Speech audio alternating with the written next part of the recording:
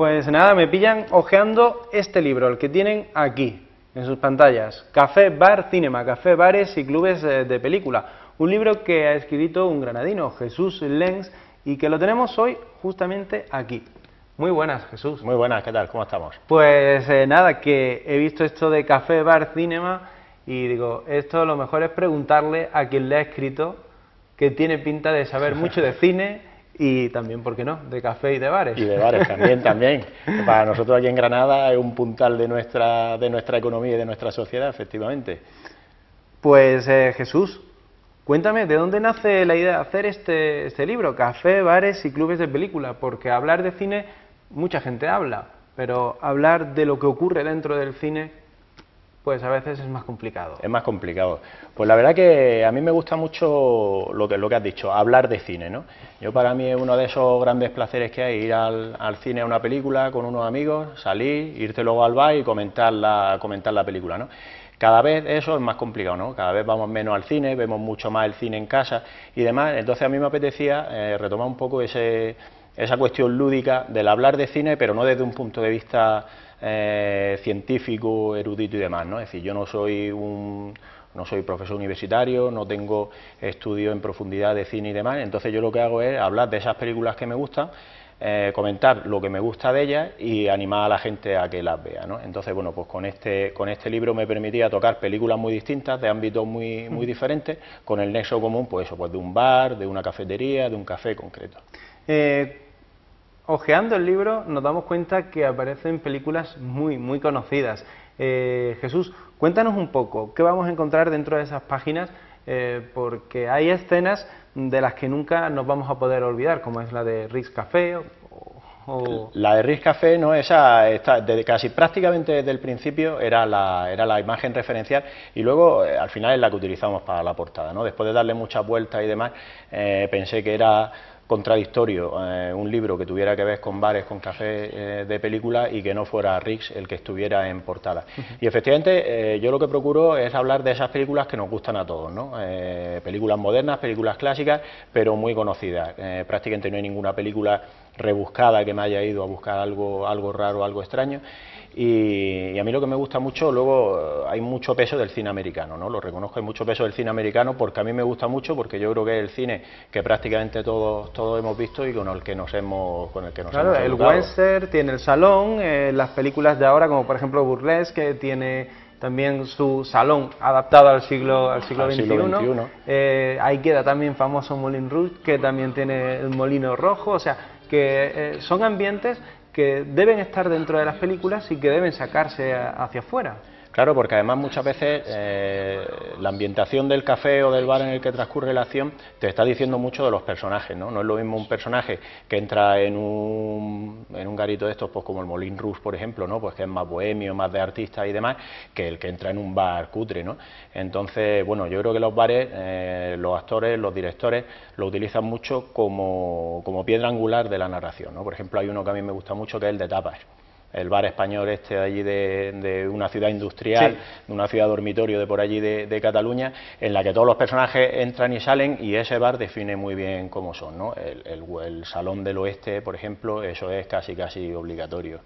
Y luego, por ejemplo, tenemos directores de cine que se le va un poquito la pinza, pero dejan entrever cuáles son las características propias de su propia filmografía, como es el caso de Quentin Tarantino. Sí, Tarantino yo creo que es el director que mejor ha sabido contar cómo es la vida de un bar, ¿no?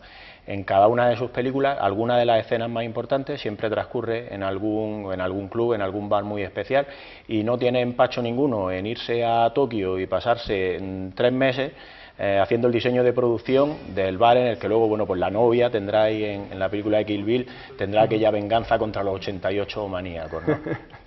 No, incluso tampoco tendrá ninguna, con la imagen que estamos viendo, de colocar a Salma Hayek con un pedazo de serpiente. Yo no sé, Jesús, pero yo lo de la serpiente me lo quitaría de en medio. Bueno, esta es precisamente la película de la que nació la idea del libro, ¿no? Yo estaba viendo esta película y un poquito antes de que baile Salma Hayek, los personajes, los protagonistas, entran al bar, ¿no? Sabes que George Clooney y Quentin Tarantino, que también hace aquí de actor, han secuestrado a una familia, entran al bar, ¿no? Y la cámara hace una panorámica por todo el bar y se encuentra eso, las chicas bailando en la barra, un grupo de música tocando en directo, los tipos allí bebiendo tequila y demás. Entonces vuelve la cámara y está George Clooney exultante y dice, me encanta este sitio, ¿no? Adoro este sitio. Ahí fue donde dije, bueno, yo si tuviera un sitio como este allí al lado de casa, yo también sería un cliente habitual, ¿no? Y fue donde me dio el punto de decir, bueno, ¿qué otros bares hay así en películas famosos e importantes que a mí como cliente, como espectador, pero también como cliente, como persona a la que le gusta el mundo de los bares, pues iría a tomarse una Alhambra bien fresquita, ¿no? Esa cerveza que tanto nos gusta.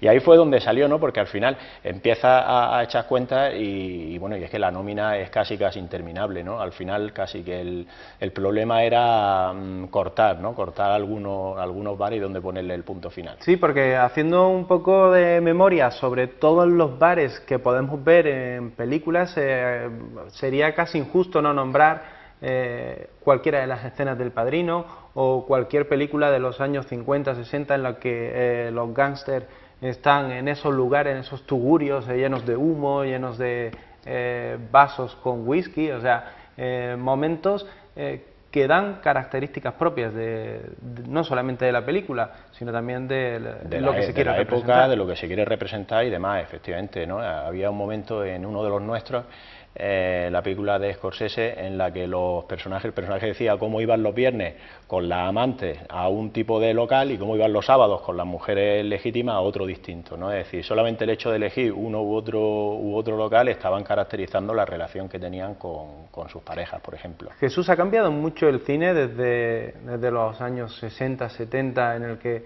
bueno, siempre ha estado en crisis, pero que decía que había menos crisis actualmente, en el que ahora sí se puede decir claramente que el cine no es su mejor época.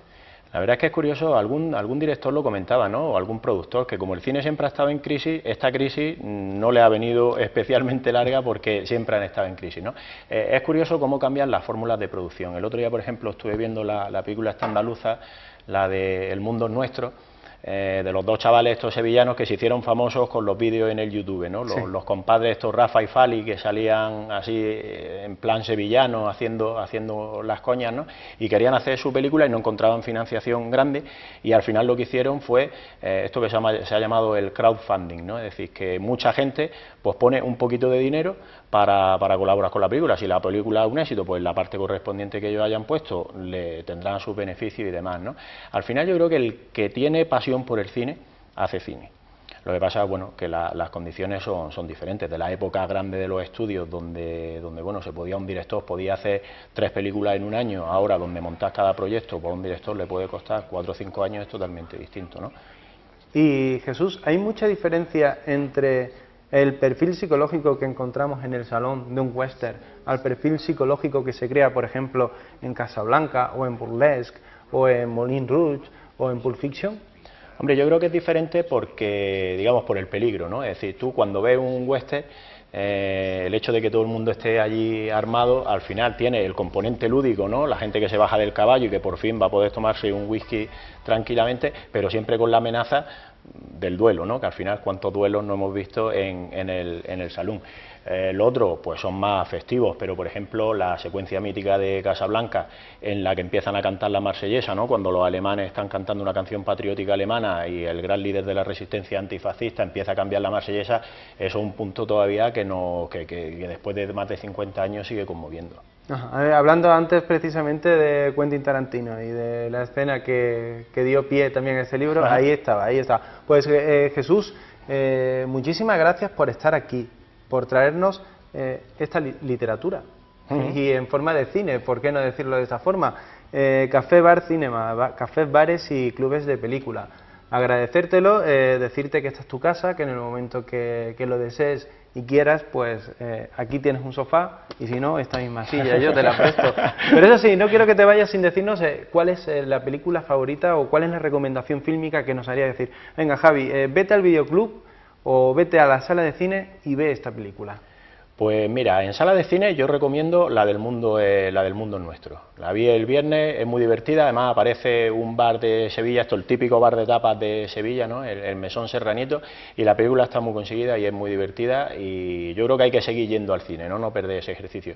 Y por tema de videoclub o película clásica, me gusta mucho El hombre tranquilo, donde sale una secuencia en un pub irlandés, ¿no? Yo creo que al final los pubs irlandeses tienen una magia muy especial, es un tipo de establecimiento que se ha exportado por los 5 continentes, y ahí en El hombre tranquilo pues salen esos hombres, ¿no? Tomando sus jarras de cerveza y cantando esas canciones nostálgicas irlandesas, que la verdad que también te coge un poquito de pellizco. Pues Jesús, muchísimas gracias por traernos este libro que, ¿por qué no?, podría ser hasta una tesis doctoral, nunca se sabe, eso es simplemente cuestión de proponerlo. Nosotros les dejamos con esta recomendación, que lean este libro y por supuesto con la recomendación del día.